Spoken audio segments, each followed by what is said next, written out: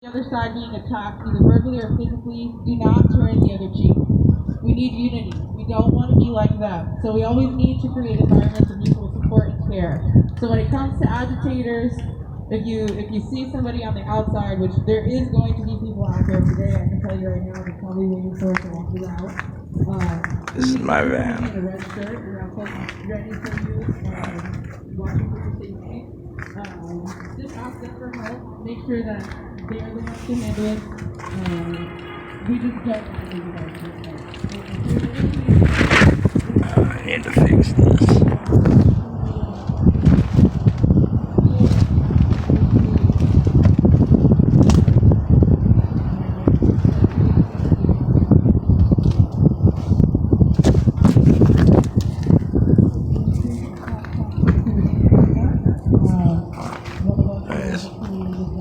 No justice, no peace. Black Lives Matter. So we understand what that intimidation feels like, and we've seen how that bullshit feels and how things can escalate very quickly. And if the cops cared about us, they would quit their job. So we do believe all cops are bad guys.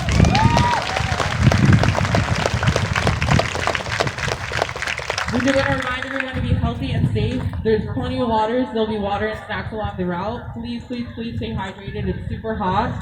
We're also requiring that masks are on the entire time unless you're eating or drinking. There's also medics, so if you need hand sanitizer or medical help, you'll see nurses in blue scrubs. But yeah, if you take your mask off, we will ask you to leave. Any other questions that you have, you can direct to me or any of the other organizers or folks in the leadership. But I'm going to hand this off to my comrade Maya, who's going to introduce the speakers.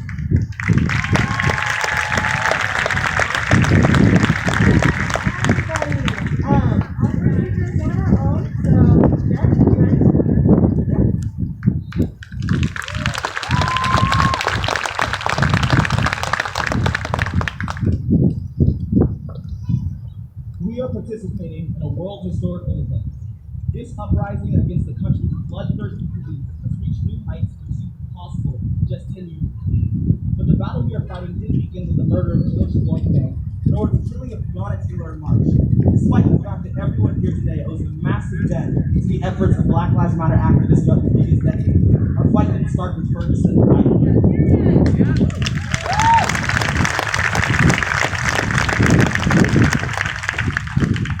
Our fight predates even the country's founding on this day nearly 250 years ago, as white supremacy, settler colonialism, and the corresponding murder of black people at a genocidally rapid rate didn't just start with the Declaration of Independence. The state-sponsored violence we've seen is, to quote Angela Davis, the same violence as what black people have experienced in this country since the time the first black person was kidnapped from the shores of Africa. Black people have always been fighting back, whether on slave ships like the Amistad Cross in the Atlantic or at the burned-down building which used to be Minneapolis police precincts. An important part of our heritage is strict defiance against this white supremacist nation and its collaborators. We stand on the shoulders of giants, and now it's our turn to rise to this occasion.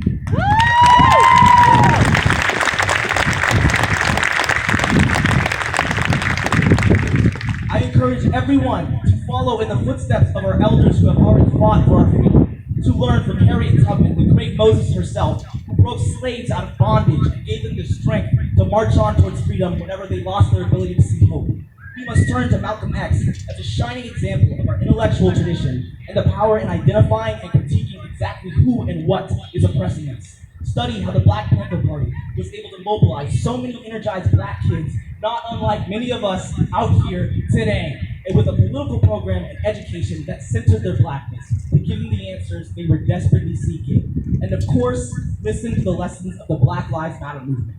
Its massive success has advanced the struggle even further. The message has now spread across multiple continents, sparked record-breaking protests, and exposed pro-cop propaganda to a point that now even most white people join in when we chant, "Fuck the police."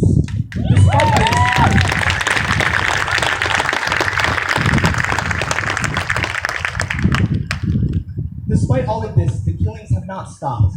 Every time we come out and protest in response to another murder, we get tear gassed, shot with rubber bullets, and if we're lucky, maybe some politicians will lie and claim they want to fix our problems. But it's clear that this decade will not be the same as the last one.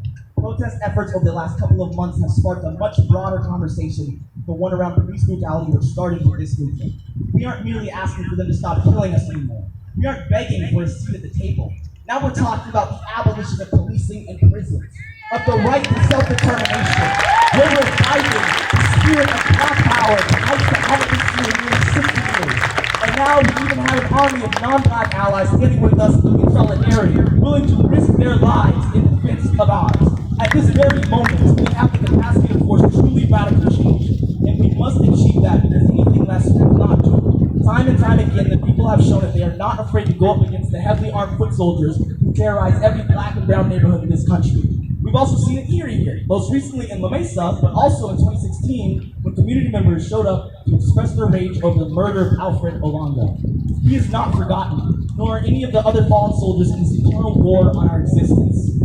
We must have courage for Alfred, for Breonna Taylor, for George Floyd, for Tamir Rice, Elijah McCain, Trayvon Martin, Rodney King, Emmett Till, our ancestors, blacks, Jews, blacks, and baby cookies.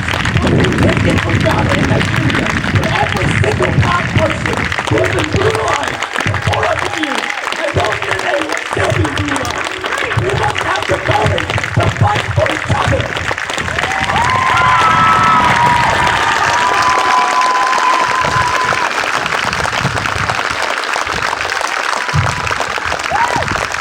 The people have spoken, and the bare minimum requirement of merely stopping the killing is no longer acceptable.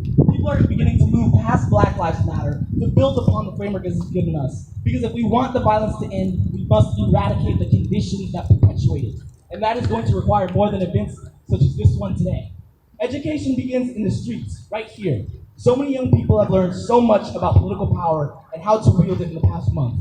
We need to actively embrace the political nature of what we're doing and work to achieve our political goals. And we are capable of so much more than stopping the murders of black and brown people at the hands of police. We're even able to do more than merely the total abolition of policing in this country. We have the capacity to uproot the concentration of political and economic power that defines this nation. Because if we disarmed all police tomorrow, but millions of black people remain in poverty and incarcerated, what would actually be accomplished? This is why we must transition to a more radical position. So I say fuck the civilian, fuck playing by the rules, and fuck begging the architects of our misery make us brothers. We are part of the controversial struggle, and everything else comes second to that.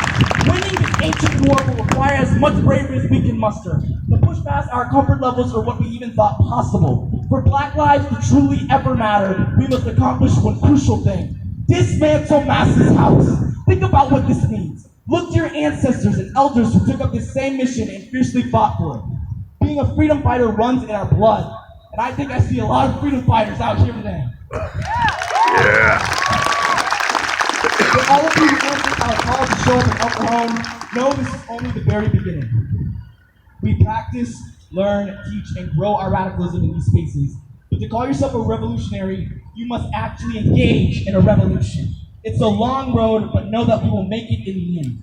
Until that day comes, we're gonna fight like hell or die trying, because they will kill you, whether you speak out or not.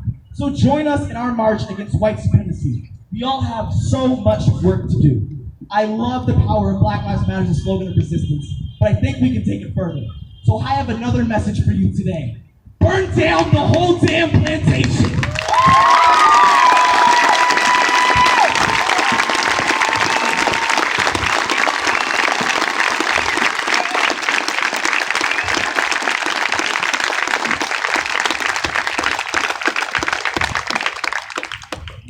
So that's what our organization stands for. That's why we're out here. Up next we have Tiana, who's also one of those. Spoke his mind and stepped away. Now stop real quick. So I want to thank you guys for being here. Thank you guys so much, and happy Saturday, because not happy 4th of July, because fuck 4th of July. But I want to acknowledge you guys all for being here today, because you being here is all self-activated.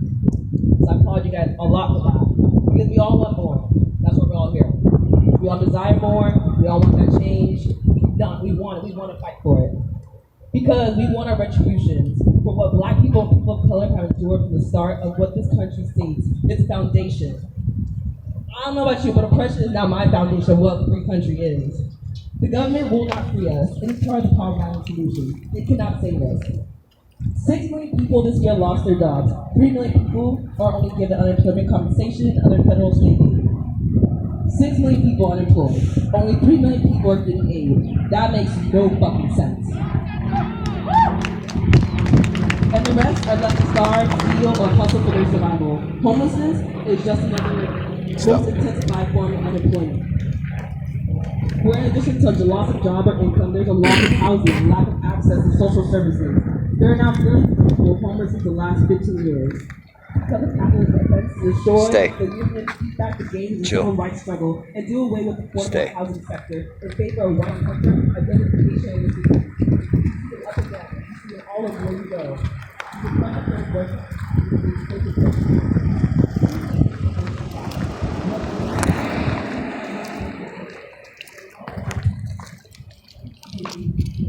Hey, great speech, man.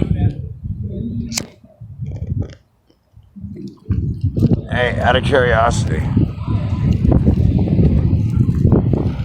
what do you make of this guy over here in this little white SUV? He'd been sitting there for a while, just kind of watching. Talk to security people. All right, thank you.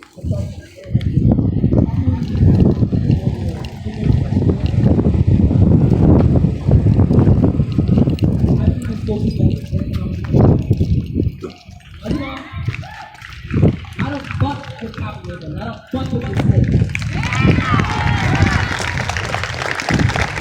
I should be overthrown and abolished.